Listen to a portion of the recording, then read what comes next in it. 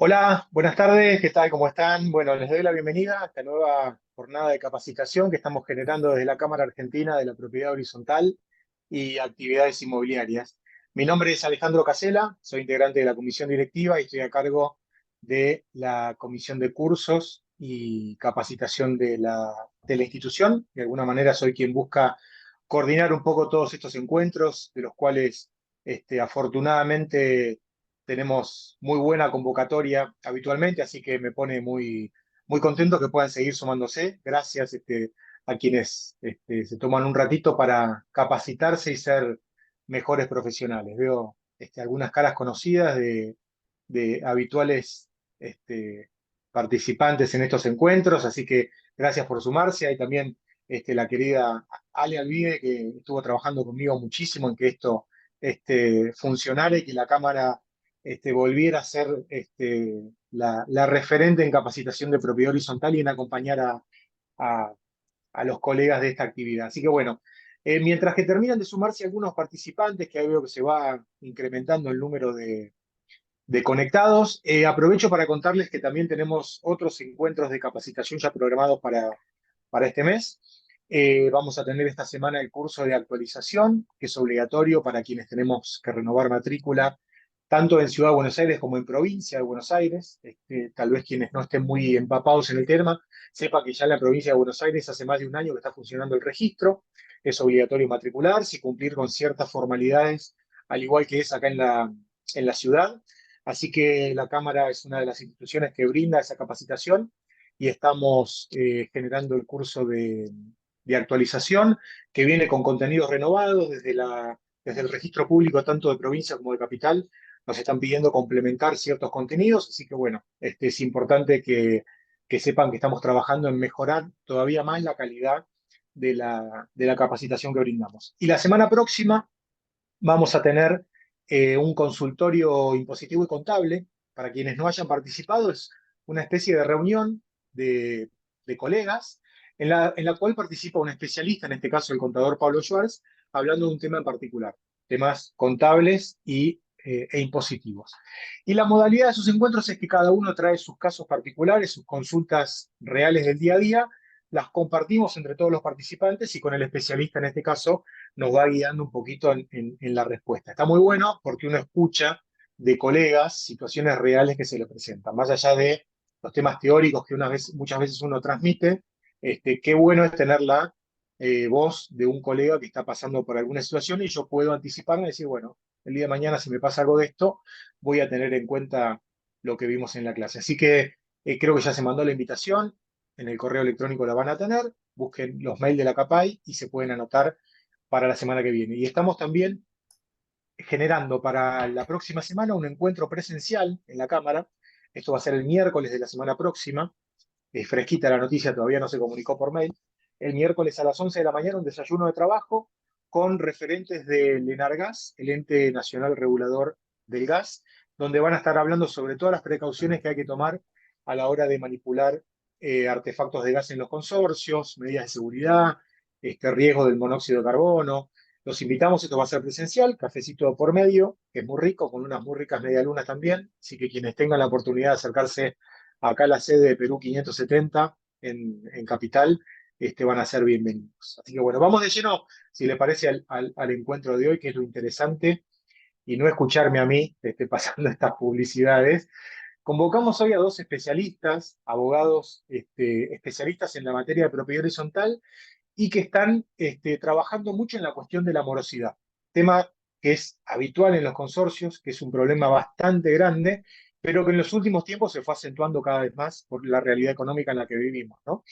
Entonces los consorcios sufren mucho esta situación y los administradores tenemos que tener respuestas ágiles y tenemos que tener herramientas al alcance de la mano para saber cómo gestionar estas situaciones, qué recaudos tomar, cómo anticiparnos. Muchas veces yo estoy convencido de que la situación de morosidad puede ser reducida a partir de la intervención eficaz del administrador. Así que bueno, la idea es conocer un poquito, que nos cuenten cómo podemos llegar a manejarnos. Convocamos hoy al doctor Jorge Martín Irigoyen, un habitual de la casa, quien siempre lo estoy molestando con distintas presentaciones hasta ahora nunca me dijo que no, sino todo lo contrario, con esa misma sonrisa se suma a las capacitaciones y el Qué doctor grande, Ale, un Guillermo. gusto estar con vos, y bueno, con todos acá los administradores que se están sumando, una alegría. Dale, gracias, gracias por sumarte siempre, Coco, y por este tema que la verdad que está muy interesante. Y el doctor Guillermo Musia, quien es la primera vez, está debutando hoy, así que lo vamos a tratar de muy buena manera Sí, para que vuelva y se sume a las capacitaciones en otra oportunidad. Muchas gracias desde ya, por sumarte también, Guillermo. no, muchas gracias a vos, Alejandro, y a todos por la invitación. Muy generoso, gracias. Bueno, gracias a ustedes. Y en la moderación, como siempre, ahí manejando los hilos de la clase, Ale, a quien podrán consultarle cualquier pregunta manejando en el chat, manejando la presentación y demás. Así que gracias, Ale, también por tu trabajo tan fundamental. Si quieren, arrancamos ya con la clase de hoy. Nos cuentan un poquito cómo tienen armada la presentación y cómo manejar las preguntas y la intervención de los participantes. Bueno, sí, Alejandro, bueno, muchísimas gracias nuevamente. Alejandra, también muchas gracias por estar detrás de todo. Tenemos preparado un PowerPoint para hoy, así que si querés ya lo podemos poner en pantalla, si les parece bien. La idea es hacer una breve exposición de una media hora, 40 minutos, y después abrimos micrófonos para que pregunten, ¿no? Y justamente con el doctor Musi, dentro de lo que es nuestro estudio jurídico, atendemos el departamento de propiedad horizontal a nivel general y con el doctor Musi específicamente todo el tema del trabajo que se hace en la gestión de la morosidad de los consorcios. Una gestión que, bueno, hoy estamos viendo un momento en que la morosidad ha crecido. No porque la gente quiere ser morosa, y sobre todo en estos últimos 6 meses, de diciembre a esta parte, es como que la economía se va acomodando. Y siempre cuando existen estas crisis, van a ver en cada uno de sus consorcios gente que no debió nunca un mango, empieza a deber. Entonces, bueno, ¿cómo se trabaja la morosidad? Eh, y bueno, y nosotros también tenemos, les vamos a contar que a lo largo del año pasado y de este año también, cómo están fallando, qué es lo que pasa en tribunales, qué pasa en los juzgados civiles y en provincia de Buenos Aires también, les diría. Entonces, básicamente nos parecía algo interesante porque, bueno, si querés pasemos con la próxima, Alejandra, porque justamente la morosidad en las expensas es en donde ayuda muchísimo al administrador y al consorcio en general si se evita, si esa morosidad, si el pago de las expensas está al día. Porque en una charla de café, para entender un poco el concepto, o sea, si nosotros ponemos a pensar, las personas tenemos distintos atributos. Tenemos nombres, personas jurídicas o personas humanas, coinciden en tener un nombre, un domicilio, capacidad, pero hay uno que es el patrimonio. Si vos vas jurídicamente a hablar de lo que qué es el patrimonio del consorcio, y probablemente una charla de café te digan el sillón que está en el hall de entrada, el ascensor es patrimonio del consorcio. Bueno, le digo que no. Eso no es el patrimonio del consorcio. Si nosotros vamos al artículo 2039 del Código Civil y Comercial, vamos a ver que eso no es patrimonio del consorcio. Fíjense, si yo leo el 2039, unidad funcional, lo refrescamos mucho, ustedes yo sé que lo saben, pero está bueno tener estos conceptos. Fíjense lo que dice el 2039 del Código Civil y Comercial. El derecho de propiedad horizontal se determina en la unidad funcional, que consiste en pisos, departamentos, locales, otros espacios y bla, bla, bla. Lo que sería la parte privativa. Y fíjense el segundo párrafo. La propiedad de la unidad funcional comprende la parte indivisa del terreno, de las cosas y partes de uso común del inmueble indispensables para mantener su sobriedad. ¿Qué quiere decir esto? El sillón, en realidad, el dueño del primero A tiene un 5% indiviso si tiene el 5% de la mensura del edificio. Entonces, en realidad, eso, lo que hay es un condominio de indivisión forzosa en lo que son las partes comunes. Las cañerías no son del consorcio, tienen un 5% el propietario del primero A. Eso es jurídicamente hablando. Obviamente que el administrador, la conservación, todo lo que administra son también las partes comunes, pero jurídicamente todo lo que son las cosas, las partes comunes de la vivienda del encargado, son una parte indivisa que, bueno, uno nunca. Sería bueno que los propietarios lo vivan así porque así lo cuidarían más. Esto está bueno explicárselo, que no es que es del consorcio, es de ellos también. Por eso también tienen que tener responsabilidad en el uso, en el cuidado, y si lo alquilan también que esa persona a quien se le alquila la propiedad también cuide ese espacio porque es de ellos.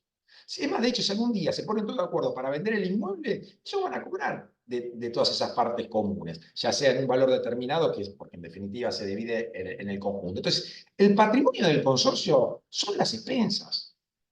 De hecho, si un consorcio tiene una sentencia judicial en contra por un tema laboral, no embargan el ascensor, porque jurídicamente no es patrimonio del consorcio.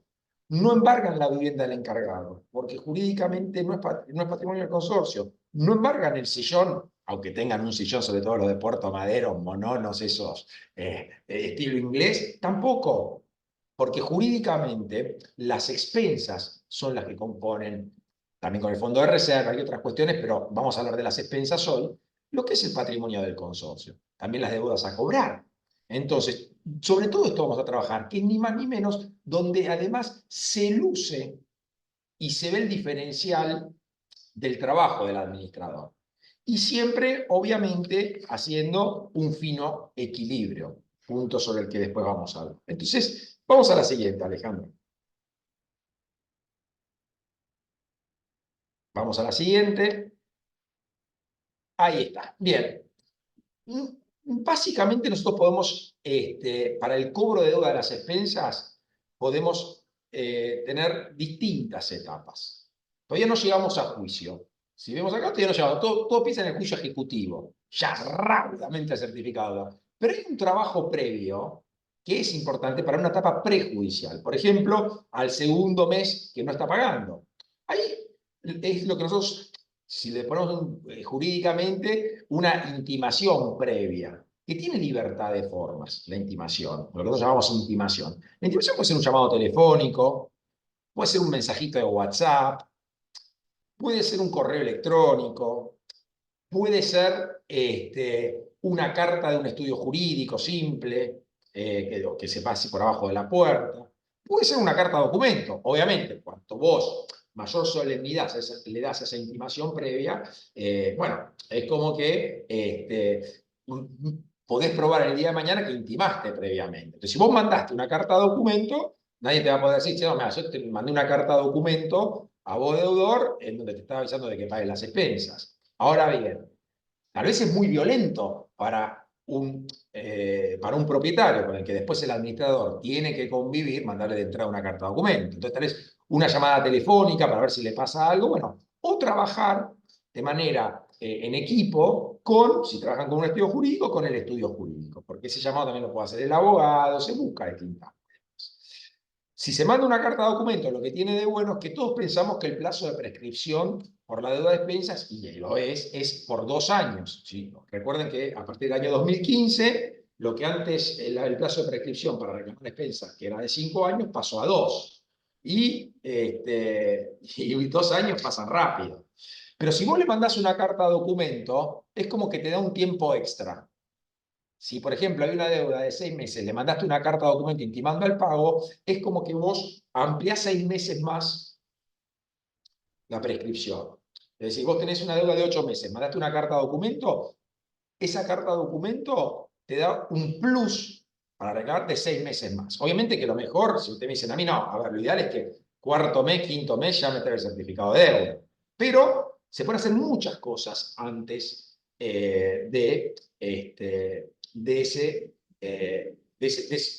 para hasta los 6 meses. Que la puede hacer o directamente el administrador o con su equipo dentro de la administración o con el estudio de abogados con el que trabaja habitualmente. Algo que nos está dando muy buen resultado con el doctor Musi es el Instituto de la Mediación, sobre todo en esta época de crisis. Como no es obligatoria, la mayoría va directamente a la ejecución. Claro, pero vos vas a la ejecución de pena, tenés que pagar tasa de justicia, certificado, bueno, todo lo que vamos a ver que viene, que es de muchas formalidades. Meter una mediación para un consorcio es muy económico y en menos de 20 días puede estar con el propietario de la unidad funcional deudora. Y a nosotros, a los abogados, nos sirve para olfatear también cómo viene la mano. Porque tal vez te dicen, no, mire, el inmueble está en sucesión, acaba de salir la declaratoria de heredero, se va a hacer cargo este. O mire, la verdad que me acabo de quedar sin trabajo, pero acabo de pedir plata prestada, le voy a pagar dentro de 15 días si hacemos una nueva mediación. O fijamos una nueva audiencia, o lo puedo pagar, pero lo puedo pagar en cuota. Entonces se firma un acuerdo con reglas claras, en donde además también se pone la expensa que va devengando. Y ahí estamos siempre con los intereses que son intereses que se pactan, con lo cual se puede exigir el interés que cobra por morosidad de forma extrajudicial directamente el consorcio, se puede consensuar algún tipo de interés, es todo negociable, no estás atado. En cambio, cuando vos metés el juicio, ya vamos a ver que es otra cosa. Guillermo, ¿quieres agregar algo vos de la etapa de mediación? ¿Estás ahí, Guillermo Musi, doctor Guillermo Musi? Sí, A ver, no sé si estás con el micrófono, Guillermo, abierto. Bueno, ahí algo también estoy. que no es... Estaba muteado. Ah, bien. ¿Qué querés agregar, Perdón, Guillermo? ahí está. No, no, solamente sí, abonar todo lo que estás diciendo vos y las ventajas, las enormes ventajas de estas resoluciones alternativas de conflicto que estás planteando vos frente a lo que vas a hablar con posterioridad, lo que es un pleito judicial y la demora que ello conlleva y los gastos y la concreción de que es una subasta judicial, la dificultad que encontramos, ¿no? En estos juicios ejecutivos de defensa. Bien, ahí, Solo eso, fíjate, después. fíjate el tema del audio, que no lo están escuchando bien, Guille. Pero hay un tema que también no es menor en Perfecto. la mediación. Recordemos que también hay que hacer un equilibrio, un fino equilibrio, porque después del cobro de deuda va a haber una asamblea donde ese propietario también va a votar. Entonces, si vos lo llevaste a una mediación, le estás dando la posibilidad de un acercamiento, es inclusive menos agresivo, ¿se entiende? Es muy beneficioso para los consorcios. ¿Por qué? Porque es económica, es rápido. Lo que pasa es que muchos abogados no la utilizan porque dicen, no, total es un juicio ejecutivo, no es obligatorio, le meto el juicio directamente. Pero ahí vos en la mediación también se pacta el tema de los honorarios, con lo cual en prácticamente casi en todos los acuerdos también es a cargo del deudor. Entonces no le genera un costo importante al consorcio, es rápido, le da celeridad y sobre todo al consorcio se le está cumpliendo esa manda de exigir el cobro, pero es una exigencia más amistosa en la mediación, porque vos te sentás y hablás, y ahí enseguida te das cuenta, y si no te va a pagar, ni siquiera se presenta a la mediación, o en la mediación te das cuenta porque te sale con alguna evasiva. Entonces, a nosotros nos está dando un gran resultado los procesos de mediación. Le diría que, obviamente que no me gusta hacer estadísticas porque no lo tengo aquí, aparte hay que hacer un buen número, ¿no? Pero Correcto. de 10 reclamos en mediación, 6 o 7 ya se cierran con acuerdo. ¿Se entiende? ¿Por qué? Porque ya ven que va en serio, ya ven que hay un estudio de abogado, ya ven que... Entonces, ojo porque la mediación y además también si se mete una mediación, serviría, le daría formalidad para la suspensión por 6 meses del plazo de prescripción de la deuda, dicho sea de paso, ¿no? Porque ahí el consorcio tiene como demostrar que hubo una actividad, no una renuncia a querer cobrar esa deuda, esa obligación de pagar expensas. Entonces, entendemos que el proceso de mediación, y sobre todo para un momento de crisis, está bueno. Está bueno, es una etapa como para poder llegar a acuerdos. Algunos pagan en un solo pago, pero hoy por hoy, con la milladura que hay, de pronto se puede hacer un acuerdo en cuota donde queda bien expresado y queda todo clarito cómo tienen que ser los pagos y siempre, por supuesto, con la expensa que va devengando a futuro. Bien, Correcto. Y otra cosa importante, no sé si me escuchás, es el sí. tema que equivale a una sentencia que no requiere homologación. El ahorro del pleito, que ese acuerdo en el Instituto de la Mediación arribado en esa instancia prejudicial, si no se cumple, se ejecuta y no requiere homologación. Eso es una sentencia judicial. Esa Claro, es lo que otra de las ventajas contaste también. es muy bueno lo que dice Guillermo. Si vos llegaste a un acuerdo, por lo general cuando se hace un acuerdo, por lo general se cumplen. Ahora, si se manca y no, bueno, eso equivale a una sentencia judicial. Y las mediaciones por lo general uno las elige de forma privada y son por Zoom, con lo cual hoy por hoy de 100 mediaciones, 99 las hace directamente el mediador por Zoom. Y obviamente los que elegimos, los abogados, elegimos los mediadores, por ejemplo, elige el estudio de abogados, que es el estudio del consorcio, y elige un mediador que lo hace por Zoom. Entonces es mucho más práctico, no se tiene que estar movilizando el administrador con ya inmediatamente hacer el certificado de deuda, pedir el informe de dominio, y rápidamente, en menos de un mes, ya sabe cómo va a venir la mano. Y de pronto vos metiste la mediación y a los 20 días ya está el ingreso de la deuda al consorcio. Y entonces, ¿qué pasa? El resto de los propietarios ve la velocidad. Porque cuando vos metés un juicio, mínimamente estás condenado a 4 meses, 5 meses hasta a que ingrese el dinero. Porque entre que presentás la demanda, el juzgado te lo provee, entonces se notifica a la otra parte. No es que se notifica e inmediatamente paga. Pasa por lo menos ahí el tiempo en que vos metés el juicio y efectivamente llega el dinero al consorcio porque se viene a pagar, son 5 meses, 4 meses. Con la mediación el coste es mucho menor, es mucho menos, muchas menos solemnidades, y desde que se pide la mediación hasta que hay una audiencia pasan 15 días, en un mes puede estar cobrando el consorcio. Y además, insisto, sirve para eso de tantear cómo viene ese cobro. Bien, sigamos avanzando.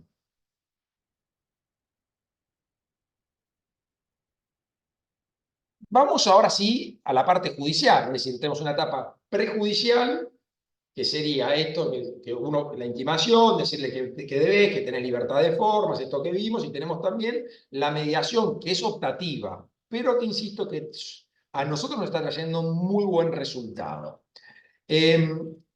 Ahora bien, ponele que fuiste directamente a juicio, o fuiste a mediación, o intimaste previamente y no dio bolilla y no quiso pagar. Bueno, tenemos inmediatamente que hacer un juicio ejecutivo. Nosotros aconsejamos que no se deje pasar más de 4 o 5 meses de morosidad para que el juicio esté iniciado. Obviamente, si hay un proceso de mediación antes, sirve también, pero algo hay que hacer. Y sobre todo ahora que estamos en época de crisis, en donde todo, absolutamente todo pesa. Fíjense, ¿qué es esto de un juicio ejecutivo? Bueno, es una clase de procesos. Y se llama justamente ejecutivo porque ahí se ponen límites a lo que las partes pueden hacer dentro de ese proceso o no. Si vos tenés un juicio de daños y perjuicios, por ejemplo, si de la fachada de un edificio se desprende un ladrillo que daña el automóvil que está estacionado, ahí vos tenés libertad de prueba para probar cómo se cayó ese ladrillo, el daño que produjo, etcétera, etcétera. En cambio, los juicios ejecutivos los tenemos definidos en todos los códigos provinciales y también en el Código Procesal Civil y Comercial de la Nación. Si vos vas al artículo 520 del Código del Código Procesal Civil y Comercial de la Nación, se procederá ejecutivamente siempre que en virtud de un título que traiga aparejado ejecución se demandare por obligación exigible de dar cantidades líquidas de dinero o fácilmente liquidables. Es decir, el pagar expensas es una obligación legal, que la tenemos dentro del Código Civil y Comercial. Todos los que vivimos en propiedad horizontal sabemos que los propietarios están obligados al pago de expensas. Y que ni más ni menos que, gracias a ellos, puede vivir un consorcio. Por eso puede haber vida consorcial, porque ingresa un dinero. Entonces, los cheques de un banco, cuando no tienen fondo, listo, el cheque está sin fondos, es exigible porque hay un número, algo que debe, entonces lo presenta al cobro. No tiene que presentar testigos de que le deben esa plata. El Estado, a través de un código, le da a ciertos papeles, a ciertos instrumentos, que se llaman títulos ejecutivos, le da la entidad de fuerza ejecutiva.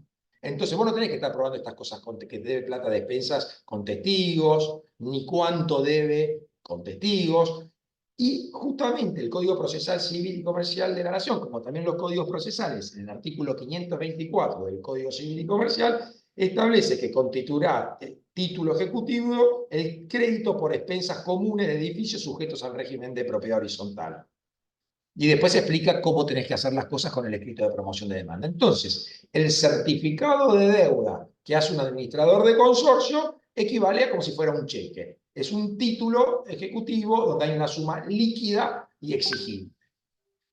¿Qué se necesita para iniciar un juicio ejecutivo? Yo pienso que la gran mayoría de los que están acá lo saben muy bien. Es primero el reglamento de propiedad horizontal, que muchos no lo tienen en cuenta. Una copia del reglamento de propiedad horizontal. Siempre una copia del reglamento de propiedad horizontal. Después vamos a hablar del tema de los intereses, que algunos están volcados, el monto de intereses, una cifra en el reglamento de propiedad horizontal, y qué significa eso en caso de un juicio. Por supuesto, un informe de dominio, y acá estaba hablando de los costos, un informe de dominio de la unidad funcional, porque vos, al ser un título exigible, el certificado de deuda, tenés que ir contra el deudor. La calidad de deudor se acredita con el informe de dominio de titularidad en el registro de la propiedad inmueble, de donde está enclavado el consorcio, donde informe quién es el dueño, quién es el titular registrado. ¿Por qué? Porque si vos no le reclamás la deuda al dueño y te equivocás, bueno, ahí tenés unas excepciones, es muy limitado el juicio. Una excepción es una falta de legitimidad pasiva. No, yo no soy el dueño, no tengo nada que ver con esa unidad funcional. ¿Se entiende? Esas son las pocas cosas que puedo oponer. O la excepción de pago. Es muy limitado el juicio ejecutivo. Entonces vos tenés que acreditar sumariamente que él es el dueño ¿con qué? Con el informe de dominio. El reglamento horizontal que pone las condiciones en cómo se cobran las expensas. Después también el acta de designación. El acta de designación, recordemos que tanto en la ley 941 de la Ciudad Autónoma de Buenos Aires, como la ley 14.701, que fue reglamentada en la provincia de Buenos Aires el año pasado, hoy tenemos plazos de representación anual por parte de los administradores de consorcio.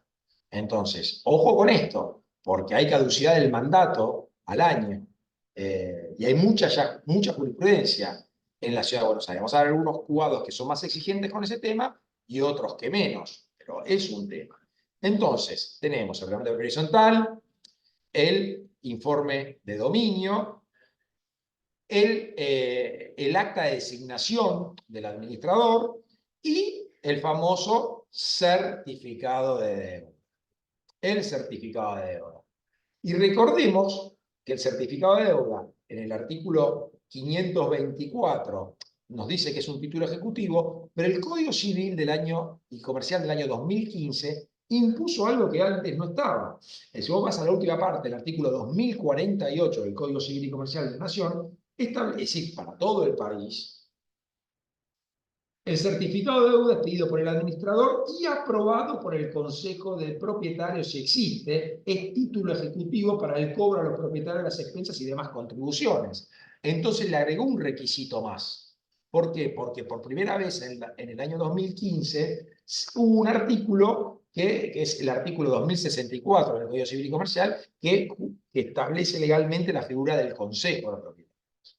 Ahora bien, estas cosas son las que observan el juez para darle carácter ejecutivo a un cobro de expensas. Entonces, sabemos que el Consejo de Propietarios, dentro de los tres órganos de los consorcios, uno es el administrador, el otro es la asamblea, el único que es facultativo, que puede tener Consejo de Propietarios o no, los consorcios, es este órgano, que es el del Consejo de Propietarios. Puede o no, es facultativo. Es más, la mayoría de los edificios en la Ciudad Autónoma de Buenos Aires no tienen formalmente consejo de propietarios, sí en los hechos, pero las fuerzas vivas, pero desde lo formal no tiene consejo de propietarios. Ahora bien, si hay un consorcio que tiene consejo de propietarios, ¿cómo tiene que estar confeccionado el certificado de deudas? Para que sea perfecto, el certificado de deuda tiene que estar firmado por, si son 3 consejeros, tendría que estar firmado por los 3. Eso ningún juez te podrá decir no cumple los requisitos del certificado de deuda, si tiene las 3 firmas. Algunos jueces, como habla de estar aprobado por el Consejo, si es un órgano de 3, compuesto por 3 personas, o 3 propietarios, con 2 firmas, lo validan. Porque habla de aprobación. Pero siempre discutir todo esto, es hilar finito, ¿se entiende? Y algunos, a veces si pasa, pasa, si son 3 y firma uno solo, bueno, si pasa, pasa. La verdad es esa. Ahora, si hay consejo de propietario, y a veces es un problema, porque algunos consejeros están de viaje, de los 3 uno se empacó, porque vieron cómo es la vida profesional, pero si hay consejo de propietario, ojo, porque, o sea, la muestra, justamente lo que rápidamente da esto de la aprobación que habla el artículo 2048 con la firma. Si lo firmó es porque lo aprobó. ¿Se entiende? Igual está bueno poner la leyenda, o sea, aprueba el presente, el certificado de deuda, lo termina el artículo 2048, Juan de los Palotes, Sutanito y Menganita. Se pone nombre, miembro del Consejo de Propietarios del Consorcio. Otro tema que es importante del certificado de deuda, porque vos, cuando haces una demanda, presentás la documentación. En este caso, el título, que es el certificado de deuda, copia del reglamento de precio tal, el informe de dominio y el acta de designación del administrador si va como patrocinante. Después vamos a volver sobre este punto. Pero además hay un escrito, que técnicamente es el de la promoción de demanda. Ese escrito que es la pieza principal, en definitiva. Entonces nosotros aconsejamos que el certificado de deuda, que es una deuda líquida y exigible, hay algo que es irrefutable, que es líquido y exigible, que es la deuda por capital. O sea, hay otros estudios que trabajan de otra manera. Nosotros los intereses los ponemos en la demanda, no en el certificado de deuda. Porque cuando vos pones los intereses en el certificado de deuda, te pueden oponer excepciones por los intereses, porque no son los que dice el reglamento, porque son abusivos. Entonces, un título, cuando un banco ejecuta, cuando un acreedor ejecuta un cheque sin fondos, lo que ejecuta es lo que decía el cheque. Los intereses los reclama en el juicio ejecutivo por el cheque. Entonces, en el escrito de inicio. Entonces, es muy importante para nosotros, para evitar chicanas, como quien dice, por parte de la parte de deuda, es que el título de deuda sea, que ese certificado de deuda tenga mes por mes lo que debe abril 2024, perdón, abril del 2023, mayo del 2023 y así. Todo, absolutamente todo, capital, puro. Y después se reclama, y si hay algún pago parcial detectado, también poner capital. Después están los intereses que se piden en el escrito de inicio. Guille, ¿querés agregar algo más? No, vas muy bien, Choco, vas muy bien, ¿eh? Bueno, seguimos para Frenchy. Vamos, Alejandra, con la próxima. Bueno, acá hay otro punto que no es menor. Por lo general, cuando uno inicia la demanda, la puede iniciar, los estudios la pueden iniciar como patrocinando al cliente, en este caso parte actora le decimos nosotros, o ejecutante, porque estamos hablando de un juicio ejecutivo, que es el consorcio, o como apoderados. Nosotros recomendamos que en los juicios, si existe esa posibilidad, que se trabaje como apoderados los abogados. ¿Por qué? Porque un poder emitido por el consorcio, ojo, el poder tiene que ser del consorcio, no de la administración, porque ha pasado casos que, por ejemplo, es una SRL, una SA, y el estudio de abogados es apoderado de la administración, no es apoderado del consorcio. Cuando se va a la escribanía, se tiene que hacer un poder que lo da el administrador en representación del consorcio de propietarios de la calle Pacheco de Melo 2475, Cava, o de la calle Avellaneda 23, Lanús. O sea, es un poder que da como representante legal en ese carácter en nombre del consorcio. Un administrador puede otorgar un poder sin necesidad de asamblea. Si además llama una asamblea, mejor, porque ahí está más respaldado, porque el que dio la instrucción para dar ese poder a ese estudio de abogados es la asamblea. Si el abogado el día de mañana se manda una macana, el que apoderó, el que dio instrucciones al representante legal para nombrar ese estudio fue la asamblea. Entonces, obviamente que son cosas que por lo general no pasan, pero a veces en el cambio de administraciones, esas cosas que quedan ahí, esos grises, puede fallar, diría Tuzán. Entonces, es muy importante esto del poder. El poder lo que tiene de bueno es que vos, los mandatos a los abogados no tienen vencimiento. Es decir, si un abogado inicia un juicio ejecutivo o un daños y perjuicios por el consorcio o lo que fuere, no tiene que estar todos los años llamando al administrador para que le presente la renovación del mandato. Y ojo, porque si no, muchos jueces están muy atentos, tanto en provincia como en capital. En provincia están empezando en provincia de Buenos Aires. ¿Por qué? Porque la 14.701 es prácticamente una ley espejo de la 941 de Campo. Es más, cuando vos le empezás las pones frente a frente y te cambia el artículo 13 de la 941, está en el artículo 14 de la 14.701. Entonces, es muy importante este tema. ¿Por qué? Porque, ojo que a veces se puede perder un juicio por ese plazo en que no se acreditó la renovación del mandato. Por supuesto, después tenés opiniones, tenés jueces que son muy estrictos con ese tema y otros que tienen un sentido más amplio del tema de la conservación del mandato y que, bueno, si lo renovó, si después se lo ratifica, lo subsana. Pero si vos tenés que estar discutiendo esas cosas en el proceso, primero que son inciertas. Y segundo, bueno, si la perdés, estás en un problema. Estás en un problema. Por otro lado, este tema de la prescripción es un tema importante, porque en un juicio hablar de un año o dos a veces pasa volando. Entonces es muy importante que al menos hasta llegar a la sentencia, vos tenés distintas etapas del proceso. Primero tenés la etapa de traslado de demanda, lo que se llama traba de litis, y después en los procesos ejecutivos lo que tenés es directamente la sentencia de tránsito y remate. Pero hasta la sentencia de tránsito y remate vos tenés que estar ampliando los periodos de defensa, porque a veces puede haber algún problema con una notificación, que no te la reciben. A veces una persona jurídica que de pronto es del interior y la cédula te viene rebotada con un costo altísimo, ni que hablar si es una empresa extranjera, o si hay una sucesión de por medio.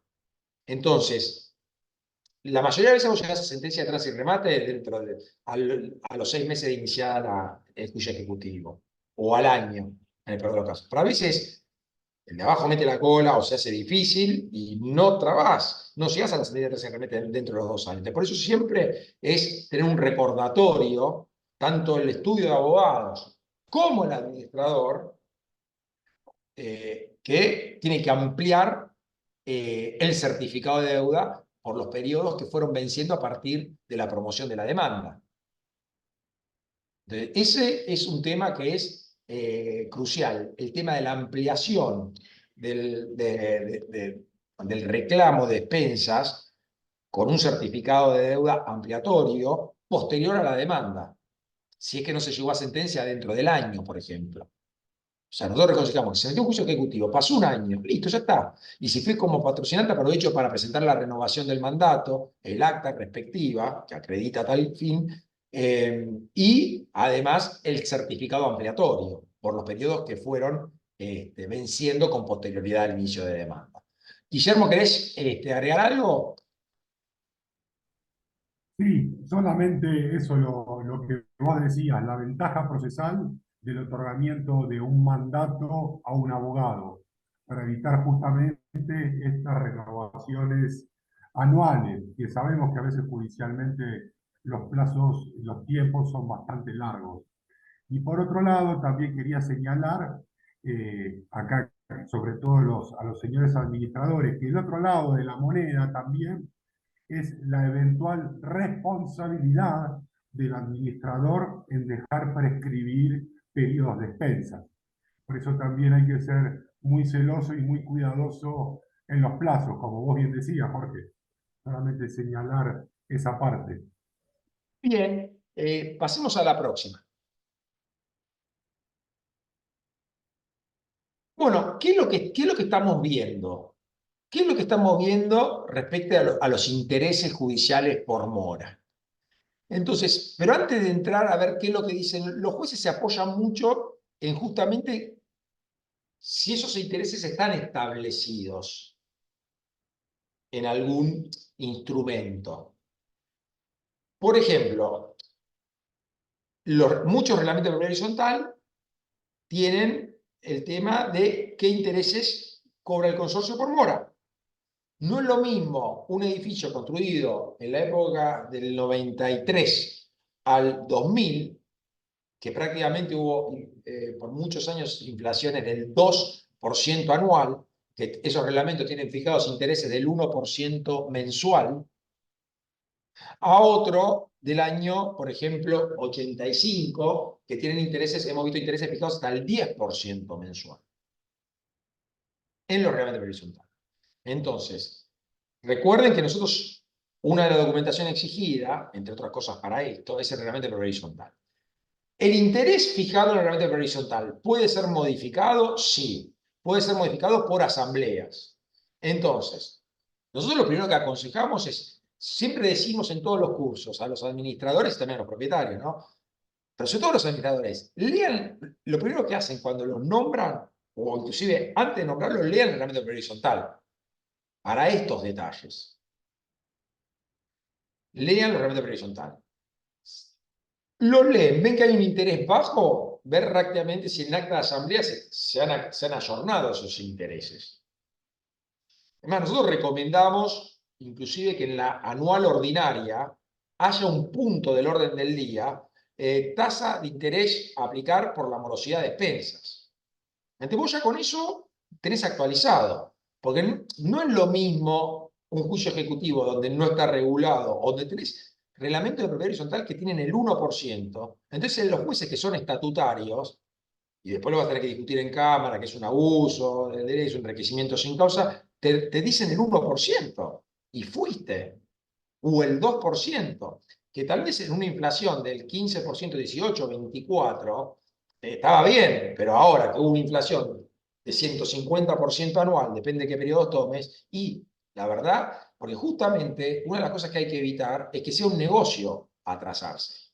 Sabemos que en época de crisis como hay ahora, no es que hay mayor dificultad, ¿está claro? Pero también están los que prefieren endeudarme con el consorcio que me es barato y no con la tarjeta de crédito. Entonces, por eso es muy importante tener actualizados los intereses por las asambleas. Y una buena práctica, algo que es fácil, que te vas a acordar siempre, vos es una anual ordinaria que siempre la haces en todos los consorcios. Bueno, fija los intereses ahí. Entonces, seguramente, si vos ya lo fijaste, todo lo que está renovando ahora tendría tal vez el 10% mensual. Y ustedes dirían, uy, es descabellado. Bueno, yo no creo que lo sea en esta época. Después se puede negociar. Ahora bien, entonces, de todos los casos, para fijar una tasa de interés con la mayoría absoluta del 2060. Y acuérdense que tenés la segunda parte del 2060, los presentes proponen esto y convalidás con el segundo párrafo del 2060 a los ausentes. Pasaron los 15 días, nadie se expidió, con lo cual fue aprobado por unanimidad. Ya, listo, por el 2060. Entonces, no hay que modificar. Aprovecho para ir contestando preguntas, no hay que modificar el reglamento de propiedad para esto. No es una cláusula estatutaria, es una cláusula que es modificable por asamblea y es aceptado por la jurisprudencia. Sobre todo que me encantaría ser Suiza, les aclaro, me encantaría tener los reglamentos de 1953 al 0,5 mensual, que para ellos van a decir que es una barbaridad. Pero bueno, Esto está totalmente aceptado. Por eso siempre es importante ir con el respaldo de un reglamento o de una asamblea en donde nosotros pedimos los intereses. Tuvimos un caso hace poco en un tribunal de primera instancia en Cava que aceptó el 10% del reglamento, en un reglamento de las épocas de la inflación, que el reglamento lo fijaba en el 10%. Lo pedimos expresamente en el escrito de inicio, ¿no? Y lo aceptó el juez. La mayoría, ¿se acuerdan? Era Vox Populi de pronto 5 años atrás que los jueces estaban fijando entre el 2 y el 3%. Hoy los jueces cuando morigeran, lo que se pide en los escritos de inicio, que por lo general se pide el 10%, el 8%, depende del consorcio, ¿no? Lo que tenga establecido en asamblea. Y aparte aclaro que vos en los acuerdos extrajudiciales, ya sea mediación, prejudicial, podés poner los intereses, se pactan libremente. Ahora, en sede judicial, pero el juez tiene facultades de morigerarlo. Entonces, si vos tenés un reglamento de que dice el 10%, una asamblea dice el 10%, una me dice, no, el 10% me parece un exceso, lo bajo al 6%. Hoy la mayoría de los juzgados, cuando morigeran o cuando lo tienen que fijar ellos porque no está escrito y no coincide, y no coincide con lo que se peticionó en la demanda y lo tienen que bajar, depende del juzgado que te toque, tanto en provincia como en Cava, están entre el 4 y el 6% mensual. Eso es lo que nosotros estamos viendo, que los fallos de los jueces y de la sala también están entre el 4 y el 6% mensual. Obviamente que hay excepciones. Puede haber un juez que te toque que sigue pensando en el 3% y otro que te acepta el 10% justamente porque entiende la vital importancia que tiene el cobro de expensas y que todos paguen al día para lo que es la vida consorcial, para el tema de la seguridad de los edificios, para que se puedan pagar los sueldos de encargados, para todo lo que ustedes hacen diariamente, que saben que no hay, y ya ni siquiera se exige que se pague del 1 al 5, que se pague dentro del mes y como se pueda, porque la verdad, uno tiene es como que en esta época uno puede tener algo, un poquito más de tolerancia. Pero bueno, pero también es cierto que si no se trabaja finamente el tema de la morosidad con todas estas cosas que estamos diciendo, bueno, después estamos en un problema. Entonces, recuerden, nosotros aconsejamos leer los reglamentos. En base a lo que dice el reglamento, ven si hacen asambleas para modificar la tasa de interés o no. Con mayoría, todas las decisiones de asamblea, aunque no lo aplica a nadie, se toman por mayoría absoluta de los propietarios con el doble cómputo, ya sea por unidad y por superficie. Y para eso tiene la segunda parte del 2060, que es la notificación de ese punto del orden del día a los ausentes si no se llega a ese plazo, perdón, a esa mayoría absoluta de los propietarios de la totalidad del consorcio, estamos hablando. La mayoría prueba con, si ustedes leen todas las actas de consorcio, van a ver que con la mayoría de presentes. Lo que pasa es que después todo se termina purgando porque nadie plantea la nulidad, ni nadie impugna, ni nada. Pero fíjense, yo siempre lo repito porque a veces es como que no lo tenemos presente el 2060 al 2015. Fíjense, mayoría absoluta. Las decisiones de la Asamblea se adoptan por mayoría absoluta computada sobre la totalidad de los propietarios de las unidades funcionales y se forma con la doble exigencia del número de unidades y de las partes proporcionales. El código es clarísimo, habla de mayoría absoluta. Y después, el segundo párrafo, pero que vos en el punto del orden del día tendrías que poner que lo sometés a que los ausentes también decidan. En la segunda parte, la mayoría de los presentes puede proponer decisiones, las que deben comunicarse por medio fehaciente a los propietarios ausentes y se tienen por aprobadas los 15 días de notificados, excepto que estos se opongan antes por igual medio con mayoría suficiente. Es decir, el silencio es la aprobación, es la aceptación de lo que decidió la mayoría presente. Pero la decisión de las asambleas técnicamente es con mayoría absoluta del consorcio, con el doble cómputo de unidad y de superficie. Guillermo, ¿querés agregar algo respecto a esto, Guille? No, está perfecto. En todo caso, cuando finalice, si se abren las preguntas, le damos tiempo a ellos. Exactamente. Bueno, sigamos a ver la próxima. Bueno, listo. A ver, hasta acá terminamos. No les mentimos. Tuvimos 40 minutitos, 45. Yo digo, ahora si quieres, tal vez se me escapó alguna de las preguntas de chat. A ver. y si no, abrimos micrófono y pregunten. ¿Alguien tiene alguna pregunta? Abre el micrófono y pregunta directamente. No sé si ya están habilitados. Están habilitados los micrófonos a partir de ahora. Excelente.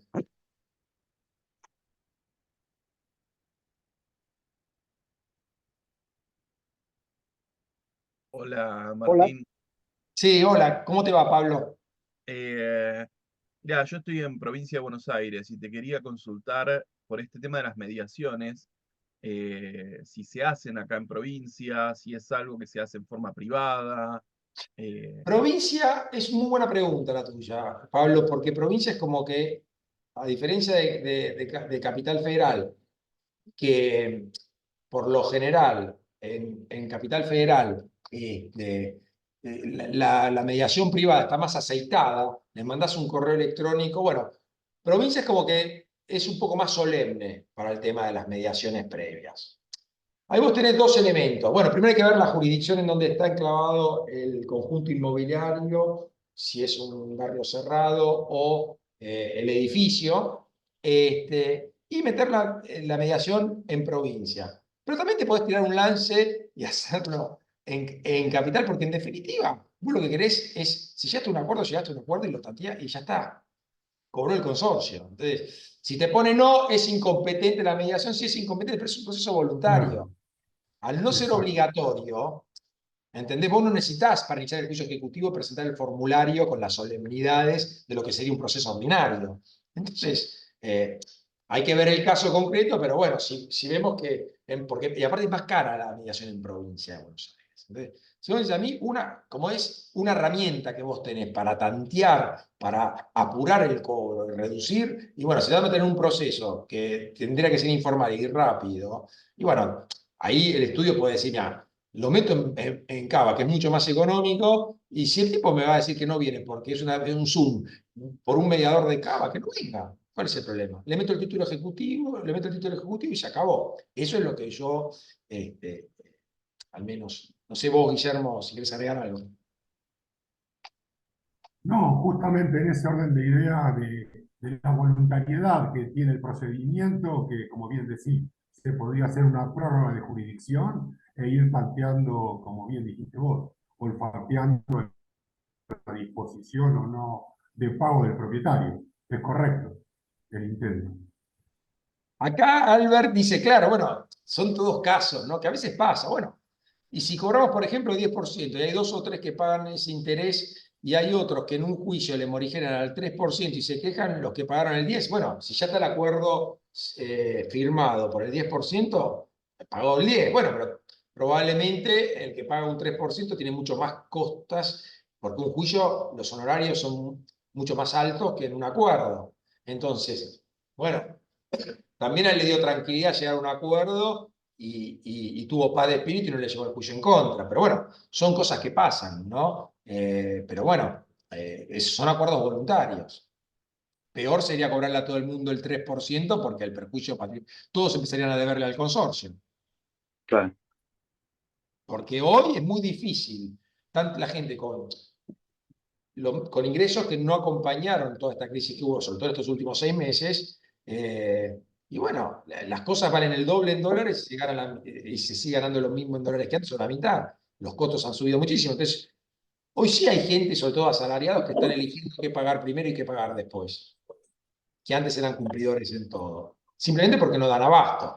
Bien, ¿alguna pregunta más? Sí, Pablo.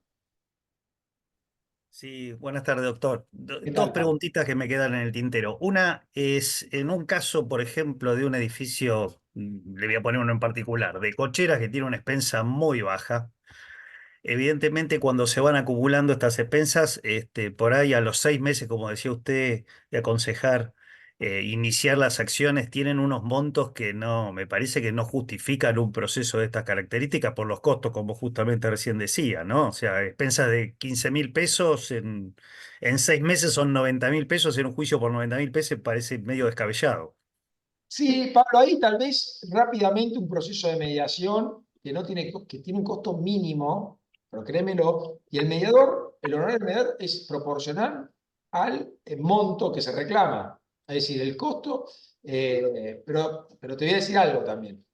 Vamos al ejemplo tuyo, 100 lucas, porque son, vos metés la mediación. El costo para el consorcio de la mediación, hasta se puede prever, hablar con el mediador para que tenga, como es privado, decirle, bueno, mirá, acá el costo, esto es solamente, por ejemplo, la notificación, para decirte algo. Se llega a un acuerdo y ahí va a tener que pagar el honorario del mediador y esa deuda de 100 lucas mínimo le va a tener un costo para el deudor de 20, 22 lucas, 25 lucas. Porque le tiene que pagar al mediador, poner el 10%, el 15% para el abogado, no le va a hacer negocio seguir acumulando deuda de expensas de la cochera porque son de 15 lucas. Porque la idea es conseguir un acuerdo, obviamente, que el consorcio recupere la deuda de expensas. Sí, ¿Entiendes? claramente. Entonces, Sí, y tal vez ahí tenés algo rápido que es la ir a la mediación. Sí, no están, y se puede arreglar esos casos especiales.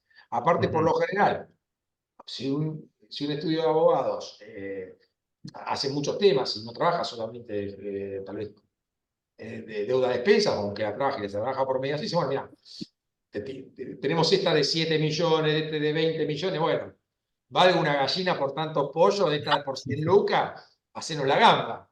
Se asegura Claro. siempre algo que no sea más el costo para el consorcio que el beneficio. ¿Se entiende? Tal cual. Toda regla tiene su excepción. Sí, ¿y cuál es la recomendación de las ampliaciones de deuda? ¿Cada cuánto tiempo? Mira, yo, si está en proceso judicial, al año, Una vez por año. una vez por año. Bien, Y no llegaste a sentencia de tránsito y remate. ¿Ah? sí, sí, obviamente. Listo, gracias. Era- Yo quisiera hacer una pregunta. Mi nombre es Néstor Moreira. No sé si se ve ¿Qué mi tal, imagen. Néstor? ¿Cómo te va? Bien, bien. La consulta es la siguiente y tiene que ver más que nada con los intereses a cobrar y también con, digamos, la decisión de modificar los intereses. En el caso de un deudor, digamos, de seis cuotas o de 6 expensas mensuales, la Asamblea decidió dar mandato al administrador para que inicie acciones. Ahora bien, en una asamblea posterior se modificaron los intereses. En el caso de la ejecución de las expensas, ¿qué intereses corren? Porque él contrajo deuda con intereses que estaban pautados anteriormente y no lo benefician los nuevos intereses.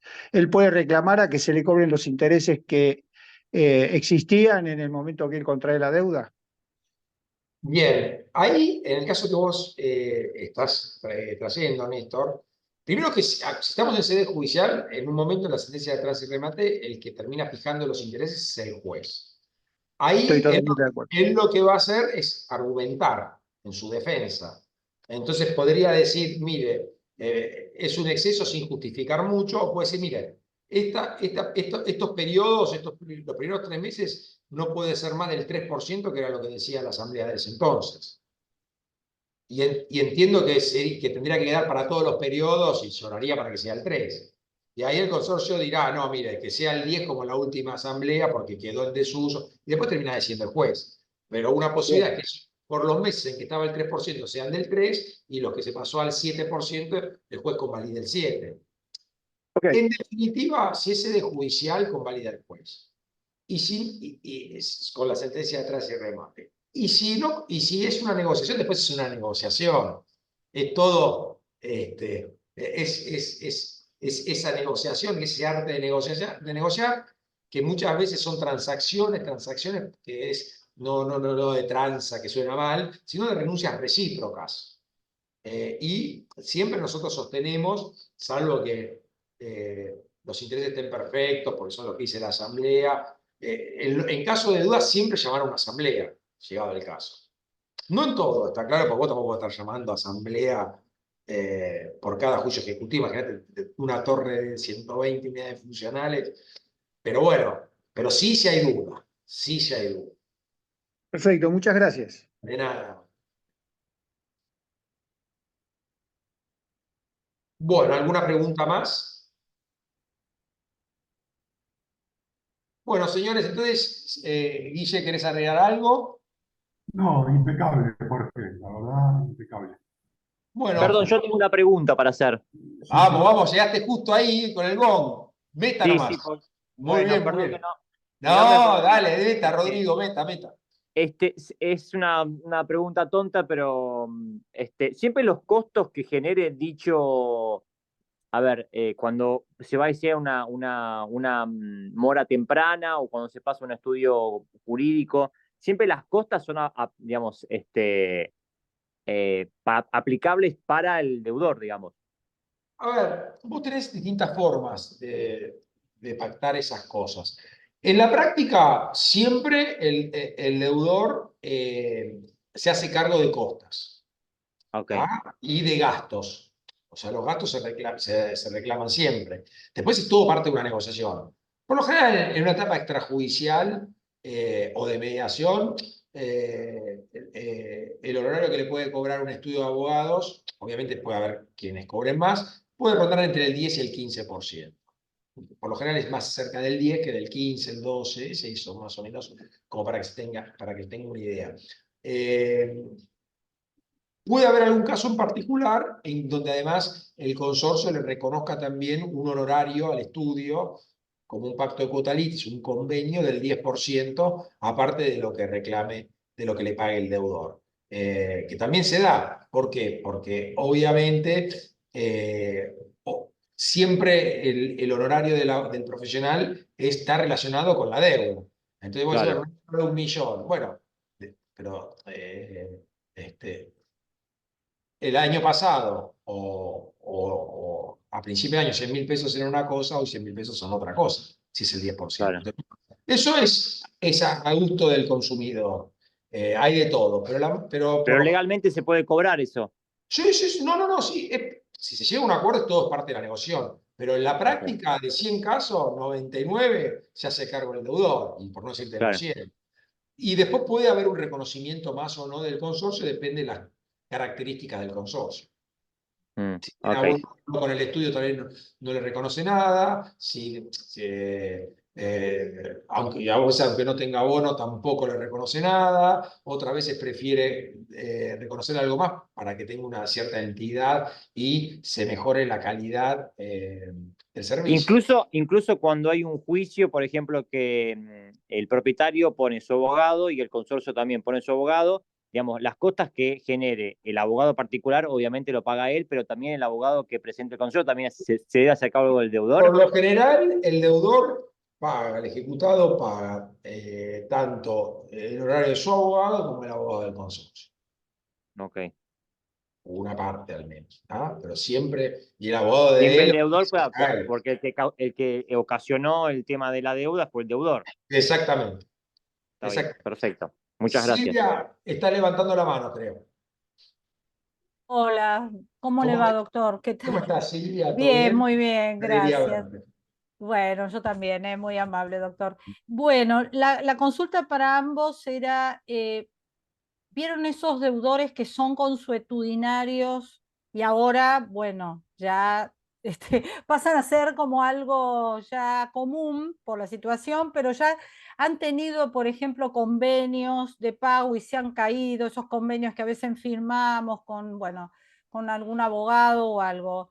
Me comentaban, no sé, por eso les quiero consultar a ambos, si esos convenios que firmaron en algún momento y que después no cumplieron, si eso ya sería un título como para ejecutar, o ustedes consideran que vamos a mediación y después vemos.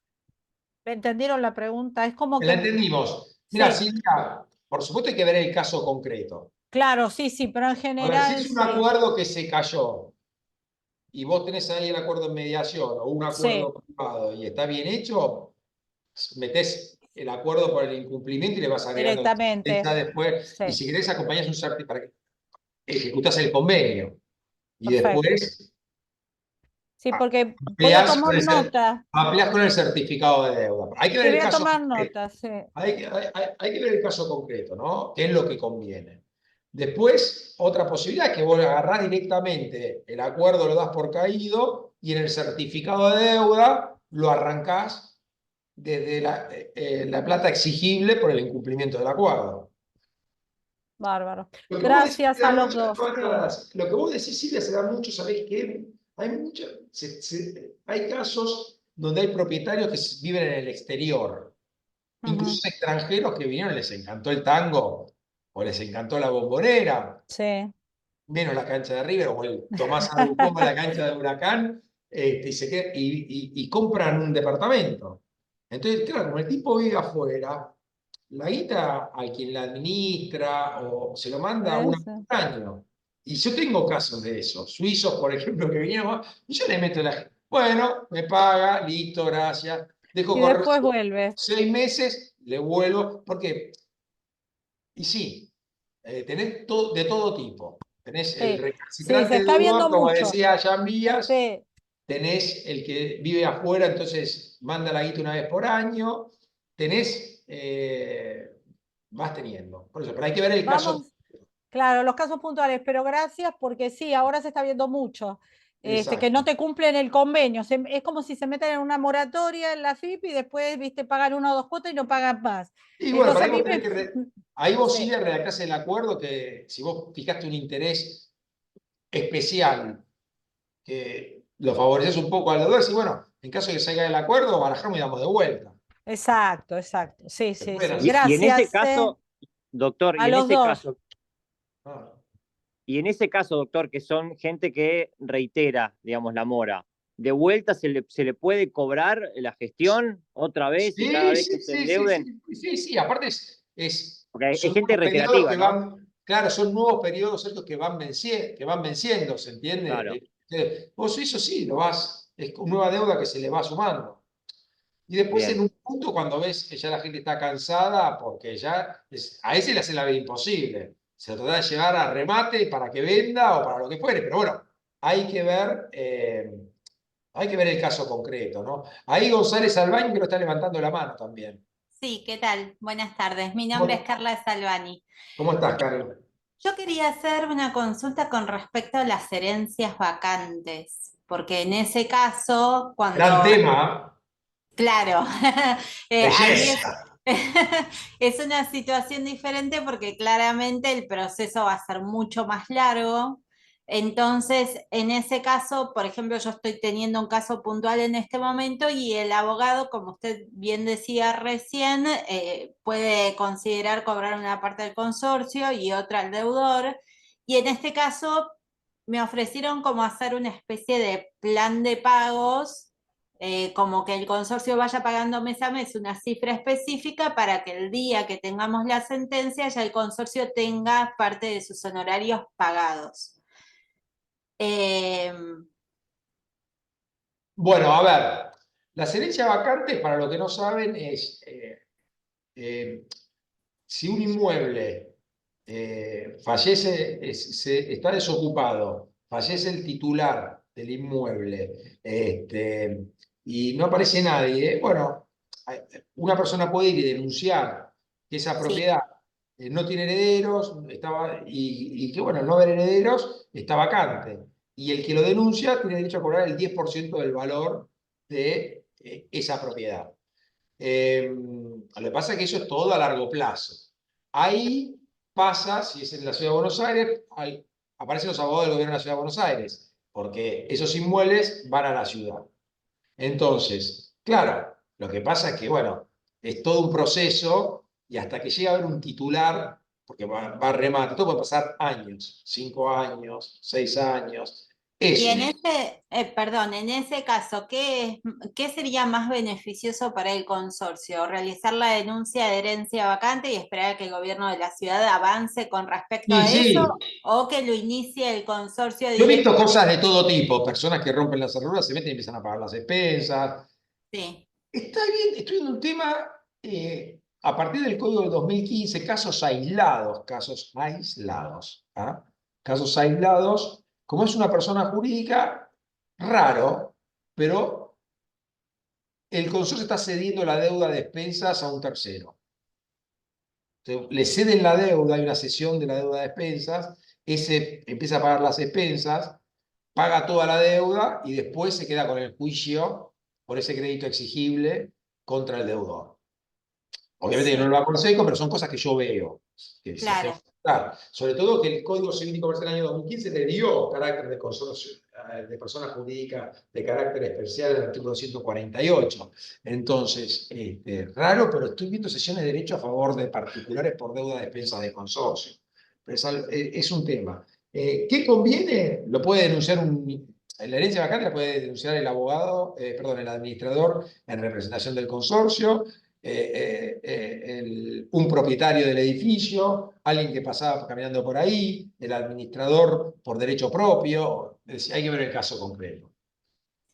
Pero y en ese caso es recomendable de todos modos que un abogado que asigne el consorcio avance Sí, con sí, respecto a este que avance tema con de la forma ejecución de paralela. expensas. Y bueno, sí, después obviamente es razonable también, imagínate, porque vos ya sabés que vas a ir a los premios. Claro, Entonces tal vez podés pactar un honorario a cuenta, tranquilamente. claro, Porque también estar 8 años litigando a un claro. resultado que sabes que no va a llegar es un tema. Pero bueno, por eso hay que ver el caso concreto, ¿no? Pero Ok. no está mal arreglar con el colega en ese caso concreto, con el abogado. Bueno, te voy pagando, te pago esto anualmente a cuenta, después me lo devolvés cuando cobre los honorarios. Se busca una vuelta. Ok, muchas gracias. No, por favor. Bien, les transmito una consulta del chat de Alejandra Tusquets. Sí, Ale, ¿cómo te das el cambio? Cuando una unidad está en juicio y ya se emitió el certificado de deuda, ¿debemos seguir aplicando los intereses en las sucesivas expensas? A ver, en realidad lo que figura en la liquidación de expensas no es, si bien te lo quiere poner siempre el deudor, sobre todo si lo beneficia, no es oponible para el juicio ejecutivo. Con lo cual, se puede poner tranquilamente un interés. Tal vez lo que yo recomiendo es que cuando ya hay un interés fijado y firme, no metan la liquidación de expensas como que sigue debiendo el 10% de intereses, si se originó al 6%. O sea, para que sea para que sea más razón, para que justamente se pueda hacer una previsión de lo que hay por cobrar, tal vez que si se va a poner en la liquidación el tema de los intereses, poner lo más aproximado de lo que figura en el juicio. Eso es lo que yo aconsejo. Pero cuando queda definido eso. Sobre todo para no generar una falsa expectativa. Y aparte, de pronto, vos tenés una liquidación de expensas donde la deuda es 23 millones de pesos y de pronto consignan judicialmente la totalidad del monto de la sentencia con los intereses incluidos en vez de 23 es 17, siempre la gente para opinar mal ni que hablar, ustedes saben, hace muchos años que estamos nuestro estudio en la Cámara Horizontal, como yo defiendo la actividad del administrador de consorcio, algo absolutamente necesario y que fue figura tan atacada, sobre todo en la Ciudad Autónoma de Buenos Aires a partir de la ley 941, donde se estigmatiza la actividad del administrador. También me toca ser abogado del Colegio Profesional Inmobiliario, además de la Cámara Horizontal, de los administradores, también a los corredores les pasa exactamente lo mismo. Hicieron leyes de alquileres desastrosas y todo era por culpa de los inmobiliarios. Todo mentira. O sea, siempre se estigmatiza. Y sobre todo con un registro público de administradores, que es un caso de administradores, donde hoy por hoy cualquiera va a hacer una denuncia que mínimamente tendría que tener un consenso de una asamblea. Entonces, siempre el díscolo, el que está disconforme con lo que se hace, mete una denuncia. Entonces, siempre está bueno, me parece que está bueno que si se está judicializado el tema, una vez que quede más o menos definido, tratar de que el monto que se exprese que sea algo similar a lo que está en el juicio. A eso solo. No sé vos, Guillermo, si querés acá agregar algo. No, está impecable, Coco, está impecable. Bien, ¿alguna más?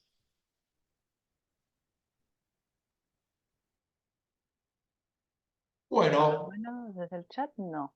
A ver, aprovechen porque tenemos los últimos minutos que después tenemos que seguir No, con ya más estamos recursos prácticamente en básicos. horario, así que venimos bien, pero si hay...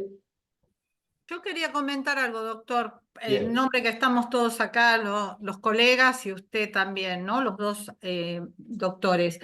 que realmente me encantó lo que dijo recién, porque todos estamos recibiendo denuncias, a veces hasta me pasó el otro día una denuncia que el gobierno de la ciudad la está tomando y yo no era ni la administradora, porque era de un periodo que yo no era administradora, y realmente tristísimo. Así que si se pudiera hacer alguna charla o taller con respecto a esto, porque Sí, también sí, nos vemos, lo tomo nota. Nosotros hace mucho que defendemos por en la favor, RPA. El gran problema que tiene la 941 en la Ciudad Autónoma de Buenos Aires, Silvia, el gran problema que tiene, primero que está desorbitado. ¿Qué significa total. esto? Que nada tiene que ver el derecho real de propiedad horizontal. Esto, los que me escuchan hace años, lo dije en el 2011 en el Club Italiano, una charla que dimos para la Cámara, con la ley, la ley 941. No tiene nada que hacer en defensa del consumidor. Nada, Exactamente, porque una cosa es el derecho real de propiedad horizontal y otra cosa es el derecho exactamente. del consumo. Son dos naturalezas jurídicas completamente distintas. Además, uno se basa en el contrato de mandato, que es de confianza, y el otro es justamente todo donde son dos, y es el tema de la desigualdad que hay, es quien ofrece masivamente en oferta al público sus servicios, las telefonías.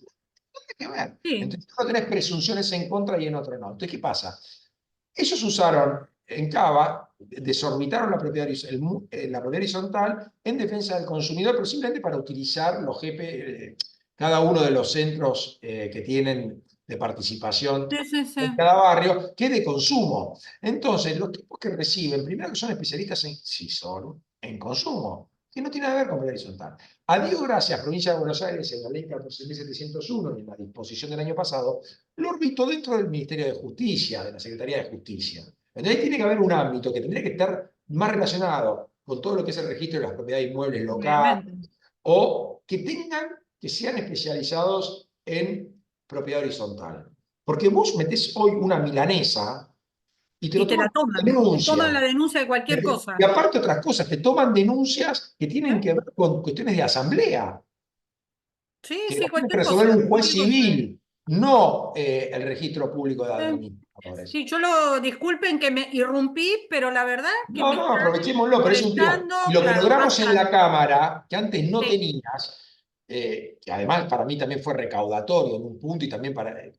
Obviamente, se los estigmatiza, ataca al Estado, muchas veces muchos funcionarios hablando mal de los administradores, total, sin bueno, conocer de eso, propiedad horizontal. Entonces te totalmente. meten multa por cualquier cosa. Nosotros logramos de la Cámara por lo menos introducir una reforma que cuando la falta es leve sea un apercibimiento.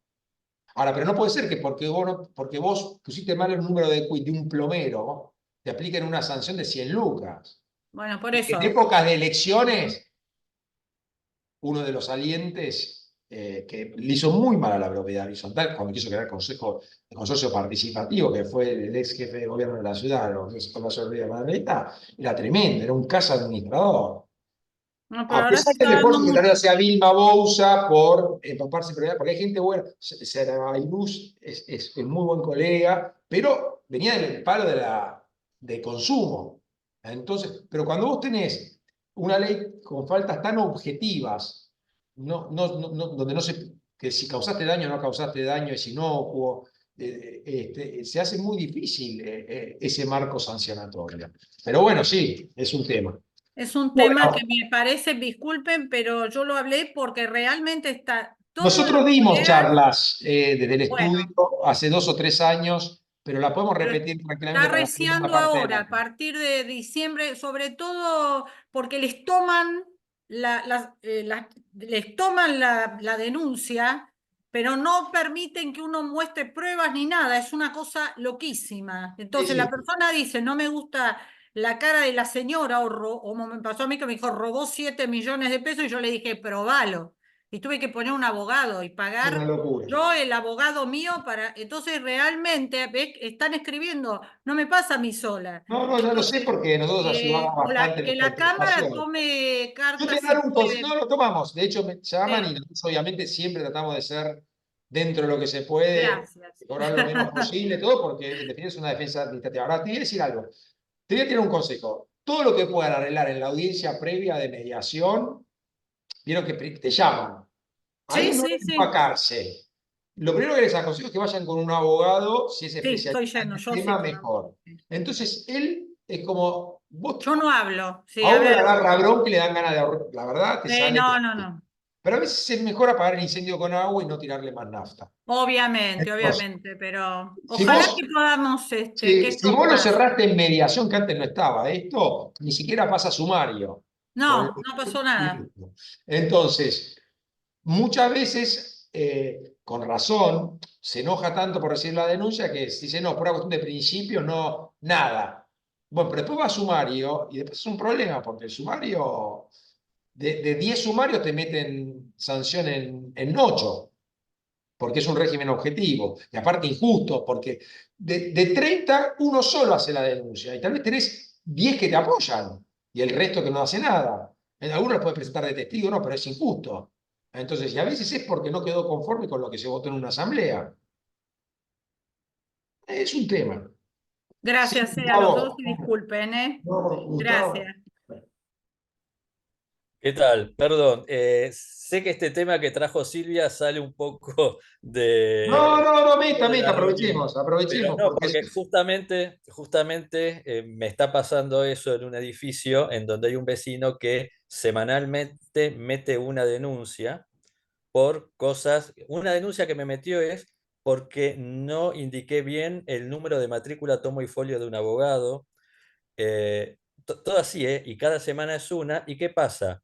Mi idea siempre es eh, acercar partes. Una denuncia fue porque yo no le permití el acceso de los papeles del edificio cuando le dije, señor, venga, pongo mi oficina a su disposición, y él quería que yo le llevara los papeles a su departamento y se los dejara. Cosa que después, ¿qué hace? ¿Y qué hizo este hombre en cada audiencia?